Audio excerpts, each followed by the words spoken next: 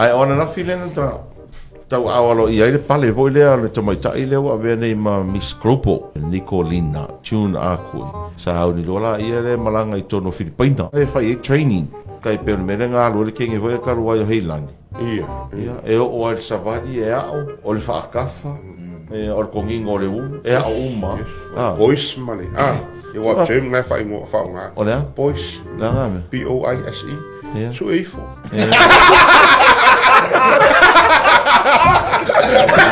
o le stamaita ya foi le ia lang savali foi le no more casual le fainga me como mu le chi